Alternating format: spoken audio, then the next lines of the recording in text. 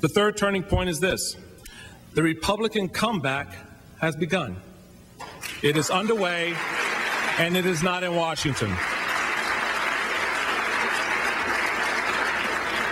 Now, I may not know much, but I do know that our comeback is well underway in all states across this great country, because Jan and I have had the privilege to see a lot of it in your very states. I've had the opportunity, as is our co-chair, to meet with all of you in our 5 regional roundtables in each part of the country. We did those meetings behind the scenes, not out in front in the public, no fanfare, because we wanted to talk to each other and learn from each other and teach each other for the first time in recent memory.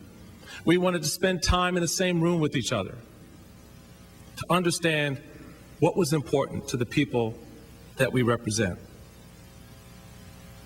It gave us an important chance to review our strategies, our tactics, a chance to learn from each other, and a chance to be very direct in how we move forward. I've also had the honor of speaking in 23 different states in the past 100 days, from Oregon to Idaho, from Wisconsin to Indiana, from Florida to Georgia.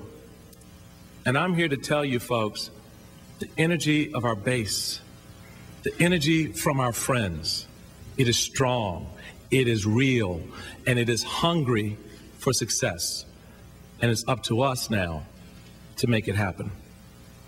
Too bad the chattering classes inside the Beltway, however, are too busy fretting over phony disputes and intra-party intrigue to notice that a change has indeed come to America. But it's not the one the Obama administration once aired on the nightly news. Those of you who live outside of Washington know what I'm talking about. Those of you who actually attend Lincoln Day dinners and county party events, those of you who toil in the vineyard, spending time in communities, in diners, barbershops, and coffee shops where real, everyday, hard-working Americans can be found. You know it's real. You can see it, and you can feel it. This change, my friends, is being delivered in a tea bag, and that's a wonderful thing.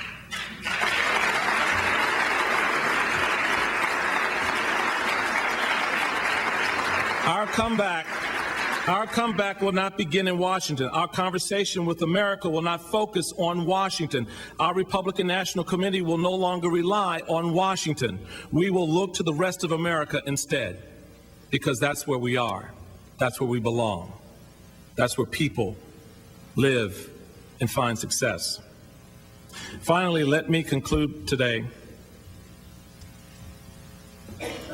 on a more personal note.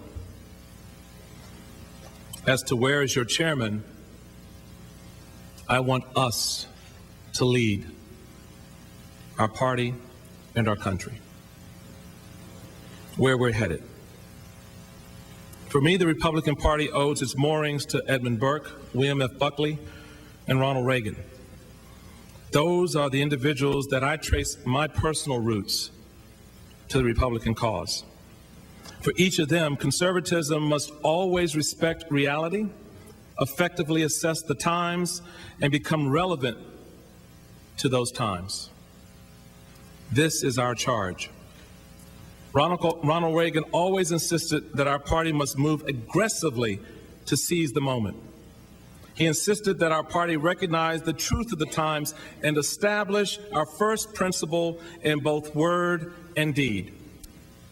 As conservatives, we must stop acting like we don't really believe in our principles and start acting on those principles.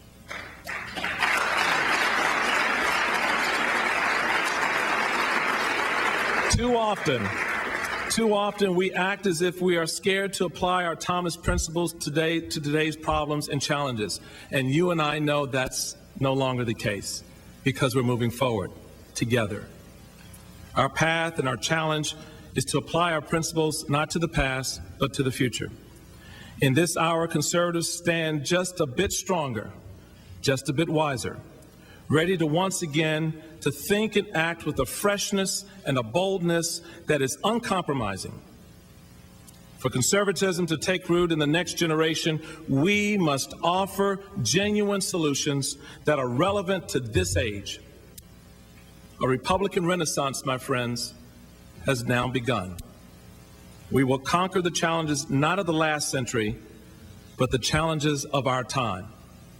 Our success will not be found in dusting off old campaign manuals from the 1970s and 80s. Our success will be found in speaking directly to the American people about a rebirth of the American dream for this generation and generations to come. We have been and must be once again the voice of the majority of Americans. It is up to us to expose the great Democrat fraud that is now being thrust upon this nation. Personal freedom, liberty, and the desire for self-governing are the timeless values that Americans hold dear, as do we. In our Declaration of Independence, Jefferson wrote that there are certain inalienable rights. Among them are the right of life, liberty, and the pursuit of happiness. Those rights are not conferred upon us by the federal government, but by a power greater than any government. The Democrats act as if the government is the provider of the very liberties we enjoy. No fashionable politician or president, no matter how popular, can give them to us, nor will we allow them to take them from us.